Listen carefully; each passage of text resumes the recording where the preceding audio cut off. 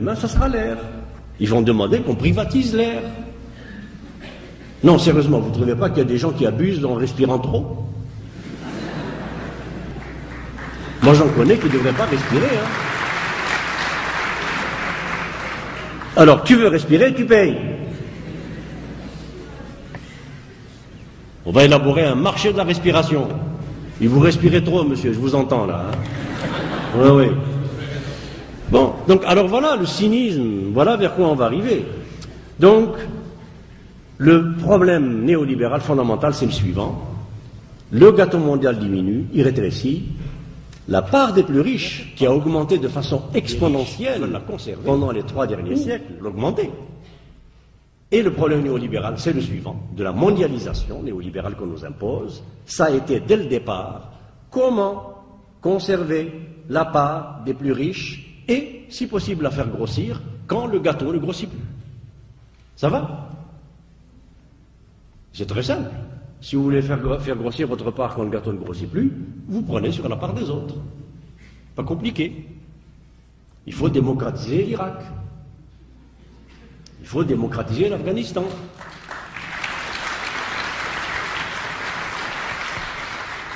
Il faut envoyer les multinationales en Afrique.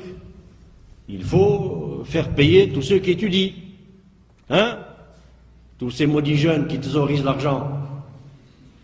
Et les assistés sociaux qui ont des bicyclettes. Vous trouvez ça normal, vous, qu'un assisté ait une bicyclette? Hein? Bon. Il faut couper les bibliothèques, couper les livres dans les écoles, baisser les salaires des profs, baisser les subventions pour les pauvres et les malades et les vieux, etc. Ça va? Ça s'appelle privatiser, rationaliser et rendre plus efficace dans le langage de la mondialisation. Et moi j'appelle ça envoyer de l'argent public dans les poches privées des petits copains de ceux qui font nos gouvernements.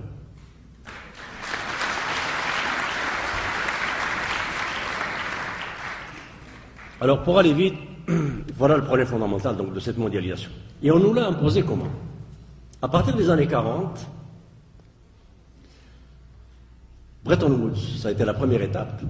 Les institutions de Bretton Woods, donc le FMI, la Banque mondiale, l'ancêtre de l'OMC, qui était le GATT, General Agreements on Trade and Tarification, je préfère, moi, GATT, parce que ça veut bien dire ce que ça veut dire, le gouvernement américain sur toute la Terre.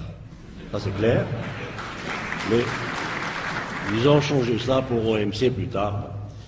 Alors, donc, dès les institutions de Bretton Woods, les Américains et les Anglais voulaient imposer un ordre mondial à leur mesure et à leur conception tout de suite après la guerre, donc faire du commerce en paix, ça c'est le prétexte officiel, mais officieusement en dessous, c'était déjà la guerre, sterling-dollar, et ils ont même failli adopter une monnaie commune mondialisée qu'ils appelaient le banco, du côté anglais, c'était Keynes, et du côté américain, on appelait ça l'unitas.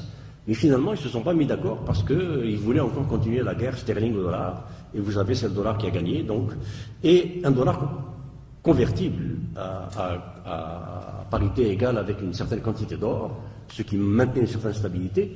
Mais en 1971, à cause de la guerre du Vietnam, parce qu'il fallait fabriquer beaucoup plus de dollars que les Américains ne pouvaient garantir, Nixon a fait éclater le consensus de Bretton Woods en déclarant la non-convertibilité et le flottement du dollar. Bon, ça c'est le premier point. Deuxième, c'est la doctrine du containment, en français l'endiguement, endiguer. Dès le gouvernement Truman, tout de suite après la Seconde Guerre mondiale donc, la doctrine du containment, c'était de contenir l'Union soviétique et le bloc de l'Est dans ses frontières et l'empêcher d'aller ailleurs. Et un officier de la CIA a déclaré récemment, qui a participé à la guerre froide, il a dit cette époque-là, c'était un jeu d'échecs gigantesque, et c'était vraiment à qui enlèverait le plus de pièces à l'autre. Et les pièces, c'est des sphères d'influence, et les sphères d'influence, c'est des pays. Et vous allez voir dans un instant quelle importance ça a. Deuxième importance que ça a, c'est que la doctrine du containment, de l'endiguement du bloc de l'Est, s'est basée beaucoup sur la fabrication de Ben Laden et de ultra-islamistes radicaux wahhabistes pour s'opposer à l'aspect athée du communisme qu'on présentait essentiellement donc à ces musulmans-là dans les frontières sud-ouest de l'Union soviétique, et ça a été un des pions dans l'échiquier américain, largement financé par l'Arabie saoudite, les pétrodollars, l'Amérique via le Pakistan, pour aboutir à la guerre afghano-russe, soviétique, comme vous le savez. Bon. Ensuite, il y a eu le macartisme et l'anti-ouvriérisme US, toujours en 1946. Le sénateur McCarthy a été chargé, avec sa commission, de voir dans la fonction publique américaine s'il y avait des traîtres, des gens qui avaient des sympathies anarchistes ou communistes ou socialistes.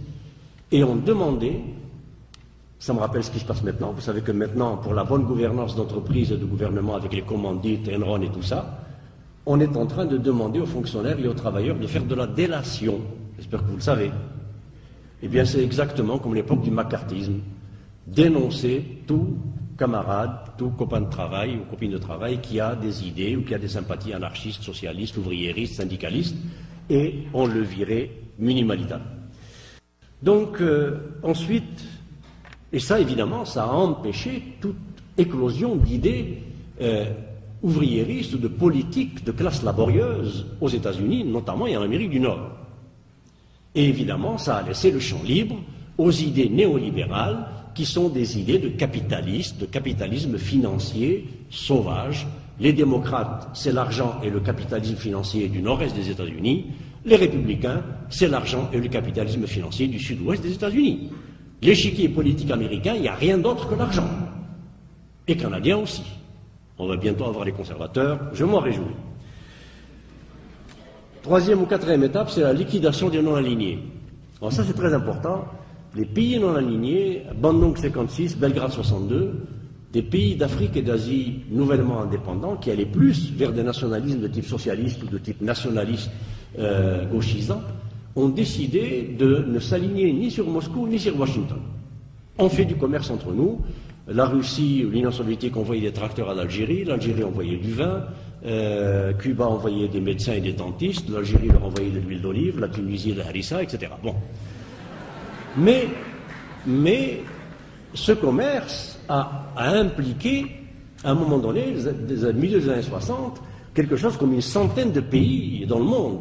Donc c'est une partie énorme du commerce mondial qui échappait au dollar et à la livre sterling. Et ça, c'était intolérable. Et alors on a assisté en 10 ans à la liquidation du mouvement des non-alignés. Acte 1, assassinat de Lumumba, remplacé par Mobutu au Congo. Mobutu, colonel formé par la CIA et les services belges, qui a duré 30 ans et qui a pillé tout son pays pour enrichir la Belgique et le reste du monde développé. Et le dernier acte, c'est Salvador Allende, assassiné en septembre 1973 pour être remplacé par le grand démocrate qui s'appelle Pinochet. Et entre les deux, la dictature du Brésil, la dictature de l'Argentine, l'assassinat de Sadok Mossadegh, l'assassinat d'Enrico Mattei, de Nkrumah, l'élimination d'Ahmed Ben Barka, d'Ahmed Ben Salah, etc., No, Ngodin Diem, Sihanouk, et j'en passe, Nehru, etc., etc. Et cette liquidation des pays non alignés, c'était ce qu'évoquait cet officier de la CIA, disant qu'il fallait enlever le maximum de pièces à l'ennemi. Donc tous ces pays non alignés qui étaient plus en commerce et en relation avec l'Union soviétique, il fallait à tout prix les enlever à l'Union soviétique par des actes de quoi? D'assassinat politique, par des actes barbares, des actes de coup d'État, remplaçant des gens démocratiquement élus, le premier chef d'État démocratiquement élu d'Amérique latine, Salvador Allende, par un dictateur sanguinaire qui s'est appelé Pinochet et qui a contribué au plan Condor américain et à l'expansion des conséquences de l'école des Amériques, qui à l'époque était au Panama et qui formait via Washington tous les dirigeants de l'Amérique latine et qui était chargé d'éliminer toute opposition. Non. Le dernier acte, je vais arriver aux conclusions, le dernier acte, c'est les plans d'ajustement structurel du FMI, avec les doctrines et le dogme du FMI et de la Banque mondiale, comme le marché libre, autorégulé, comme le consensus de Washington. Il faut tout privatiser, tout déréguler, le privé est efficace, le public et l'État, c'est des budgétivores, le citoyen, c'est un coût, la nature, c'est une ressource inépuisable, servons-nous, allons-y, et c'est ça que la Banque mondiale et le FMI ont comme doctrine fondamentale pour agir et donner des leçons aux pays, notamment en voie de développement, et leur dire quoi faire en matière économique. Ce qu'on appelle les plans d'ajustement structurel. Et ces plans d'ajustement structurel ont abouti au chaos argentin, en passant par la débâcle de la Russie et par la ruine de l'Éthiopie, qui était le premier pays à appliquer les plans d'ajustement structurel du FMI. Aujourd'hui, tout le monde sait que c'est une catastrophe, mais on continue parce que le dogme du marché, libre, autorégulé, au-dessus des États, au-dessus des nations, est absolument indispensable à l'enrichissement infini des plus riches qui veulent que ça dure et que ça ne s'arrête jamais. Et mes collègues économistes aujourd'hui, qui se disent économistes, eh bien, sont des gens qui ne font que mettre en théorie le fonctionnement d'une économie telle que la désirent les riches et les classes dominantes. Point à la ligne.